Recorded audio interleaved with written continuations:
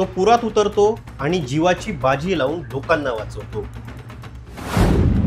जिथं रस्ताही वाहून गेलाय तिथं तो मोटरसायकलवर जातो। शेतकऱ्यांसाठी जो थेट अधिकाऱ्यांना सगळ्यांसमोर मिळतो। अहो, आजकाल जिथं गावचा सरपंच झाला तरी फॉर्च्युनर घेऊन फिरणारे पाहायला मिळतात, तिथं हा एका लोकसभा मतदारसंघाचा खासदार आहे आणि त्याची नाळ आजही मातीशी जोडली आहे। याचं नाव ओमप्रकाश भूपालसिंह उर्फ पवनराजे निंबाळकर।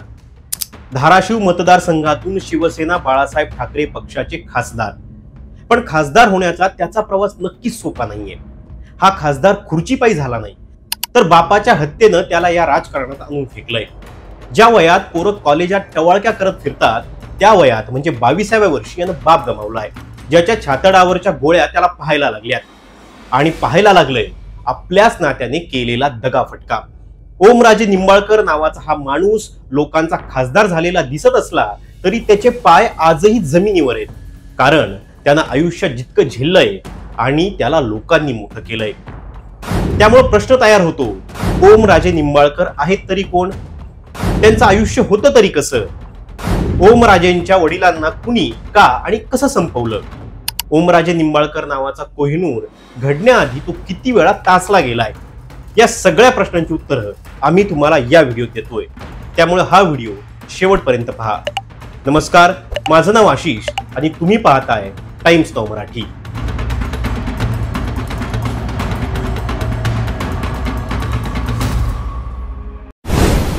सगळ्यात पहिला प्रश्न, ओमराजे निंबाळकर नक्की कोण आणि त्यांचं कुटुंब कुठलं?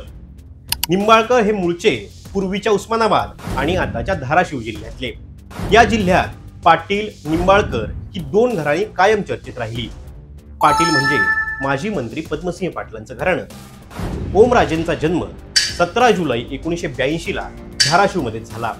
पवनराजे आणि आनंदी देवी हे त्यांचे आई आणि वडील। 10वी पर्यंत त्यांनी धाराशिव मध्ये शिक्षण घेतलं आणि कॉलेजच्या शिक्षणासाठी त्यांनी पुणे गाठलं। त्यांनी तिथे इंजिनिअरिंगला ऍडमिशन घेतलं, पण असं काही घडलं की ओमराजेंना सगळं सोडून पुन्हा एकदा धाराशिवला परतावं लागलं। ओमराजेंच्या वडिलांची हत्या आणि सगळं संपलं। ओमराजे निंबाळकरांचे वडील पवनराजे निंबाळकर धाराशिव जिल्ह्यातील नावाजलेले नेते, पद्मसिंह पाटलांचे चुलत बंधू आणि त्यांचं जिल्ह्यातलं काम पाहणे। जेव्हा पद्मसिंह मंत्री झाले तेव्हा ते नेहमी मुंबईत असायचे आणि तेव्हा जनतेचे प्रश्न सोडवण्याचं काम करायचे पवनराजे निंबाळकर। पण 2006 साली त्यांच्यासोबत घात झाला। 3 जून 2006 ला पवनराजे त्यांच्या कारने मुंबईच्या दिशेने निघाले होते। त्यावेळी 2 अज्ञातांनी त्यांचा पाठलाग केला आणि कळंबोलीजवळ गाडी थांबवून त्यांच्यावर गोळ्या झाडल्या। या गोळीबारात पवनराजेंसह त्यांचा ड्रायव्हरही मृत्युमुखी पडला आणि त्यानंतर महाराष्ट्रात एकच खळबळ माजली। पवनराजेंच्या हत्येत पद्मसिंह पाटलांचं नाव। पवनराजेंच्या हत्येचा तपास करत असतानाच पोलिसांची सुई थेट पवनराजेंचे राजकीय विरोधक असलेल्या त्यांचेच चुलत बंधू पद्मसिंह पाटलां यांच्याकडे वळली। 2009 साली त्यांना अटक झाली आणि त्याला कारण होतं 2004च्या विधानसभेच्या निवडणुका, कारण या निवडणुकीत पवनराजे हे पद्मसिंह पाटलांविरोधात उभे ठाकले। आता यातला योगायोग पहा, अपक्ष अर्ज भरणाऱ्या पवनराजेंना चिन्ह मिळालं होतं रेल्वे इंजिन, जे आता मनसेकडे आहे आणि त्यांना शिवसेनेने बाहेरून पाठिंबा दिलेला।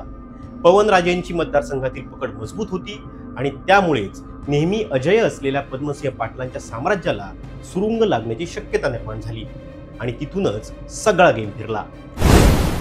पेपरातल्या एका फेक बातमीनं सगळा गेम फिरवला। या निवडणुकीत पद्मसिंह पाटील पराभूत होतील असं बोललं जाऊ लागलं। पवनराजेंच्या बाजूने हवा फिरू लागली, पण त्याच वेळी मतदानाच्या आधी सगळ्यांच्या घरात एक दैनिकाचा अंक येऊन पडला। अंकाच्या पहिल्याच पानावर ठळक अक्षरात लिहिलेलं होतं, पवनराजेंचा पद्मसिंह पाटलांना जाहीर पाठिंबा। आणि या बातमीनं खळबळ माजवली आणि मतदारांची मतं फिरतील असं वाटू लागलं। ती बातमी पवनराजेपर्यंत पोहोचायला बराच उशीर झाला। जशी त्यांना ही बातमी कळाली तशी त्यांच्या कार्यकर्त्यांनी जिथं मिळेल तिथं ही बातमी खोटी असल्याची जाहिरात सुरू केली। पॉम्फलेट चिटकवणं, भिंतीवर लिहिणं सुरू झालं। रेल्वे इंजिनलाच मतदान करण्याचं आवाहन पवनराजेंच्या कार्यकर्त्यांसह शिवसैनिकांनी केलं, पण तोवर उशीर झालेला होता। दुसऱ्या दिवशी मतदान पार पडलं, निवडणूक रंगली, पण या निवडणुकीत फार थोड्या फरकानं पद्मसिंह पाटील निवडून आले।